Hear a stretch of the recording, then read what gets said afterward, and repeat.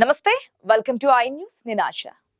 Asia ఖండంలో గత కొద్ది రోజులుగా రక్తపాతం సృష్టించిన థాయిలాండ్ కంబోడియా సరిహద్దు వివాదానికి ఎట్టకేలకు బ్రేక్ పడింది. వందలాది మంది ప్రాణాలు బలిగొన్న ఈ భీకర పోరుకు ముగింపు పలుకుతూ ఇరు దేశాలు సంధికి అంగీకరించాయి. శనివారం మధ్యాహ్నం నుండే ఈ కాల్పుల విరమణ అధికారికంగా అమలులోకి వచ్చింది. అసలు ఈ యుద్ధం వల్ల జరిగిన నష్టం ఏంటి?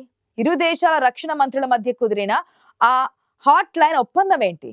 ఇప్పుడు స్పెషల్ స్టోరీలో చూద్దాం.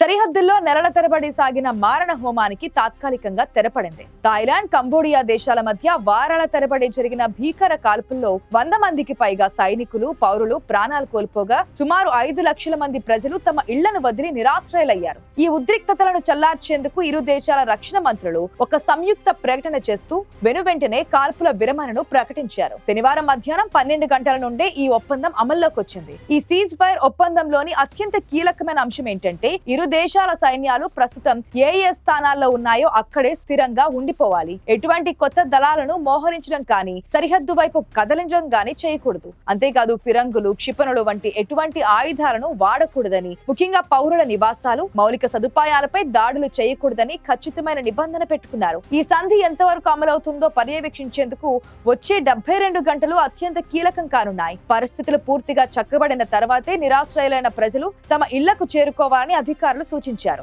మరొక కీలక పరిణామం ఏంటంటే యుద్ధ సమయంలో థాయిలాండ్ సైన్యానికి చిక్కిన 18 మంది కంబోడియా సైనికులను విడుదల చేసేందుకు థాయ్ ప్రభుత్వం అంగీకరించింది. ఏదైనా చిన్న వివాదం వచ్చినా మళ్లీ యుద్ధం మొదలవకుండా ఉండడానికి ఇరు దేశాల రక్షణ మంత్రులు, సైన్యాధిపతుల మధ్య ఒక డైరెక్ట్ హాట్ లైన్ ఏర్పాటు చేయబడింది. గతంలో కుదిరిన శాంతి ఒప్పందాలు విఫలమైన నేపథ్యంలో ఈసారి ఈ చారిత్రక సంధి నిలబడుతుందో లేదో అని ప్రపంచ దేశాలు ఆసక్తిగా గమనిస్తున్నాయి. యుద్ధం ఆగిపోయినా సరిహద్దుల్లోని ప్రజల్లో నెలకొన్న భయం ఎప్పుడు తొలగిపోతుందో వేచి చూడాలి.